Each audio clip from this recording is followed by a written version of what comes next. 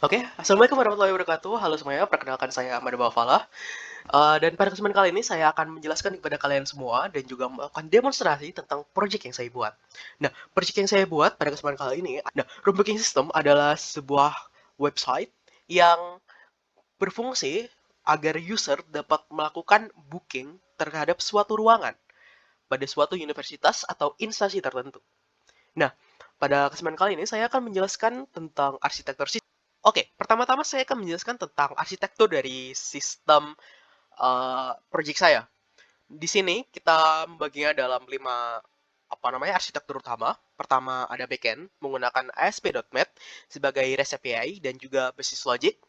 Ada frontend menggunakan uh, configuration dari TypeScript, tapi styling dan juga yang lainnya kita menggunakan CSS dengan bantuan JS sebagai client side dan juga interface-nya. Oke, backend sendiri itu menggunakan pertama saya melakukannya itu di VS karena pertama lebih gampang dan juga uh, bisa dibilang stylingnya itu lebih enak gitu untuk di VS sendiri.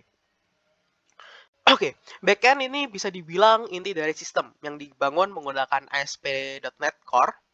Uh, di backend sendiri, file utama yang mendasari untuk configuration of application, setup routing, dan dependency injections itu ada di program.cs.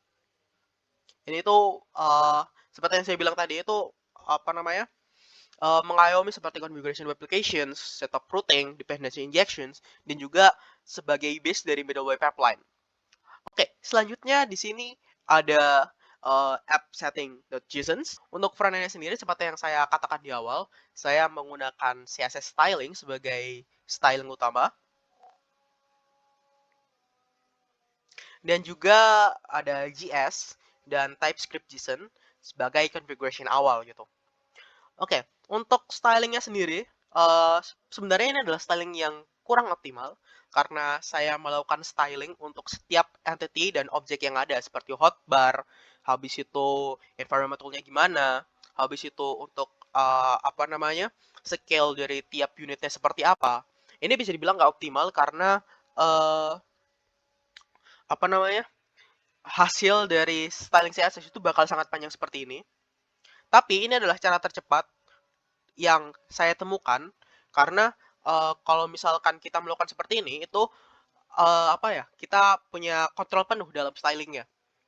Tapi seperti untuk kontranya seperti yang saya katakan tadi itu sangat panjang dan kalau misalkan kita melakukan development dengan tim dengan styling seperti ini itu bakal membingungkan dari segi development lanjutannya.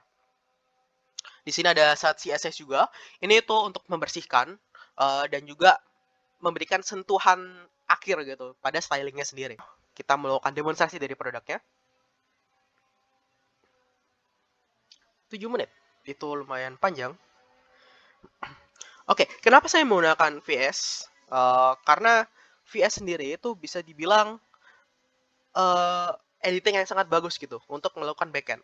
Oke, seperti yang kalian lihat di sini adalah tampilan utama. Di sini ada UI navigation-nya, ada home, room, available rooms, dan juga booking. Dan saat diklik, booking ini punya child yaitu my booking, booking history, dan book a room. Kita langsung masuk saja ke room. Room yang tersedia itu apa aja? Nah, ini adalah room yang bisa di booking. Nah, kita bisa melihat di sini untuk meeting room, ada meeting room A, B, C, classroom A, classroom B, classroom C, dan juga ada laboratory A, B, C, dan lain-lain. Nah, kita bisa melihat detail tentang contohnya di sini kita cek classroom A. Nah, classroom A itu bisa digunakan sampai 40 orang dengan building C, floor type 1, dan juga udah pernah di booking oleh tanggal 19 bulan Februari 2026 dengan waktu 10 sampai jam 12 siang dan lain-lain. Oke, coba kita melakukan booking. Oh ya, sebagai admin kita juga bisa melakukan ini ya, approvement dalam sebuah room. Misalkan kita coba approvement dari Dokter Jodo ini kan masih pending ya. Kita bisa lihat di sini ada total 5 booking, 2 pending, 2 approve, dan 1 rejected. Kalau misalkan kita melakukan sebagai admin kita melakukan approvement, kita bisa ubah dari pending ke approve. Kita bisa langsung update status. Nah, bisa dilihat di sini status bookingnya udah successful. Kita langsung back to list.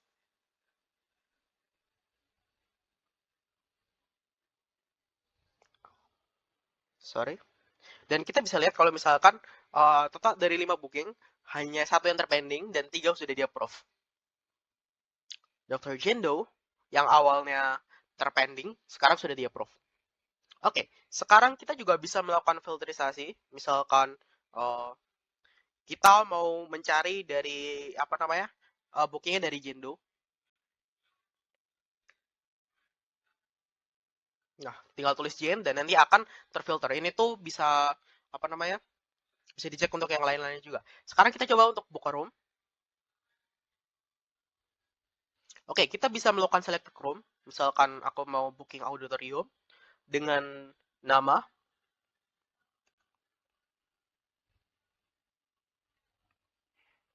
Profesor Olf dengan tanggal 17.02 dengan waktu 09 dan juga 010, nggak usah itu. Kita reset aja dan create booking. Nah, kita bisa lihat di atas ini apa namanya, book by Professor Olf, date by, habis itu start time, end time, purposing reset, dan juga statusnya masih pending gitu karena kita kan belum diituin ya, belum di approve oleh admin. Dan untuk approvingnya sendiri kita bisa lakukan di booking history seperti yang tadi. Oke, mungkin itu aja sih yang bisa saya tunjukkan. Kita bisa melakukan booking, view available room, habis itu uh, data dari all rooms-nya, my booking, habis itu ada juga yang namanya booking history.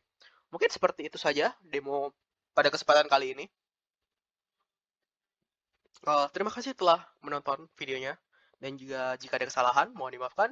Nunul kalau memang student, fasabilu khairat. Wassalamualaikum warahmatullahi wabarakatuh.